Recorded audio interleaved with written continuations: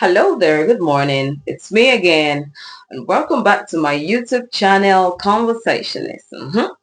This is Tavon Rosemary, and you're tuned into Ross. If you're just joining us for the first time, I say a big welcome to every one of you who's joining us for the first time. Hey, please do engage by subscribing, commenting, liking, and sharing our conversations. Yeah, it will do us a good deal if you just engage completely, commit completely. You are not in the wrong place. You're definitely in the right place. So yeah, today we are going to continue our discussion on the series that we began, Diary of a Sexually Abused Child. And we are on episode 7. Today's conversation is different. Ah, you know when you think you know your friends, when you think you know your friends, mm, and you do know them, but you don't really know everything. Like not everybody knows everything about me. Sometimes not how many people even know that maybe the traumas I've been through or the ones you've been through amongst the people you know, right? You know, no matter how close you are sometimes to certain people growing up, there are things you never really share. You just want to enjoy your childhood and enjoy the moment. You never really get to share some things. So yeah, it was a surprise to me when she told me the things she told me. And I was like, whoo, it was a surprise. So I meet my friend. We find each other in junior secondary school, and we become best buddies for a long time. Feel free to call us twinnies. We graduate, we get to senior secondary school, and we're on break. I don't know if we're on break, but we're not in class. We're discussing, just chatting about a lot of things. And from one discussion that we were having as teenagers, excited, I think we were 16. We're 15. Yes, we're 15, 15, 16 or thereabout, but we're no more than 16. And she just drops it. You know what it is? She tells me that Rose, I was raped at the age of 4. And I'm like, how?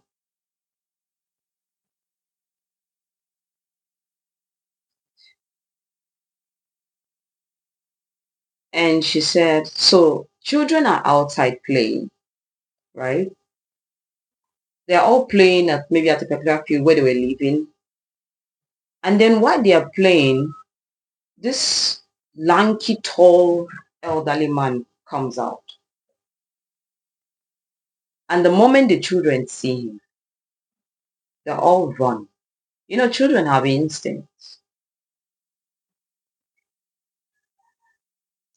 And when she tries to run, he grabs her, takes her to wherever, rapes her. She's 4. She knows she's been raped. We are 15 now. That's 11 years after. And she's telling me this.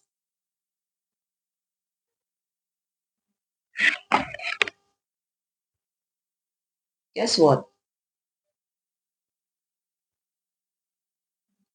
I'm the first person and the only person who she ever told. She never told anyone.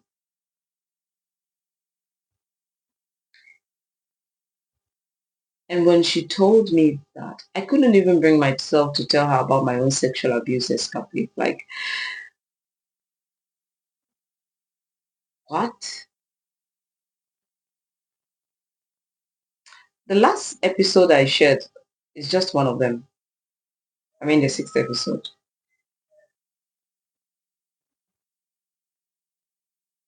It was so terrible to hear that. Like, I'm like, girl, you went through this. I'm the first. And she was like, don't tell anyone. I'm like, I'm sure. Like, what's this? So we have people in our midst. We have loved ones who have been through this, who will never speak about it. And I say this even when I write about it, because I've written. I write, so I definitely have a chapter in one of my books that is centered around sexual abuse. There's a lot in there. And I write that, let's take note, the victim who comes out to speak and the one who will never come out in a public space to speak about it, all of them, both of them, are heroes in their own right. That's on period. No one is more than a hero than the other. The victim who tells it to one person can receive their liberation from there, or the one who goes to the therapy. So me sitting here, it doesn't even make me better than any victim out there. And it doesn't really mean that I've healed. Like I'm speaking, but it doesn't mean that somebody, just because you talk about it, I'm not saying don't talk about it, but don't downplay on people who don't come to talk about it. And don't push the people around you, okay, you need to go out there and, you might want to come to a podcast someday and share, but even if you don't feel like you just need to talk to somebody or go for therapy or counseling or sit with yourself and have a meeting that this actually happened and there are things I can do to just heal, but I need to admit that these things happened. You are a hero within your own rights. And if you never find the courage to share it with someone, you are still a hero. I thought I should point that out. It was so painful to hear her say it.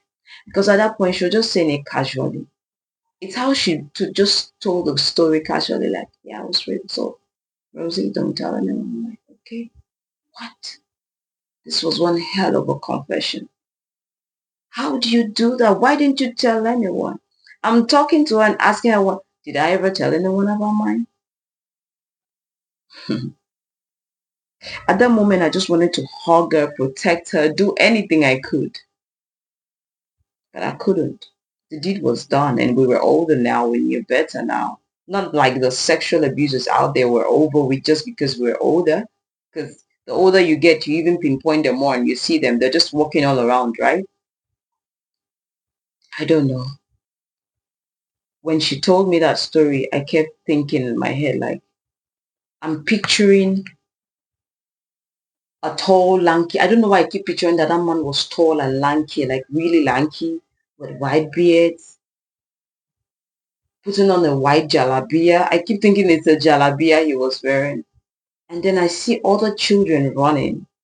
If you write, you have this thing with imagination. And I can see him like, she said she tried to break free, but he didn't. He grabbed her. The other kids ran. And he took her away. I can't imagine the struggle. Like what are you doing inside a vagina that is barely developing? What the hell are you looking for? What do you think you'll find? It's one of the most heart-wrenching stories someone dear to me has ever told me. Really heart-wrenching. Like, whew. Let me know what you think. Yeah. That's about it on a minute or two. Just let me know what you think on the comment section about this conversation. And please remember, if you're not yet subscribed to our YouTube channel, please get to subscribe, get to like, and get to share. And I'd appreciate your comment is respectful, as always. Until I come your way next time, my name is Atabang Rosemary. Goodbye for now.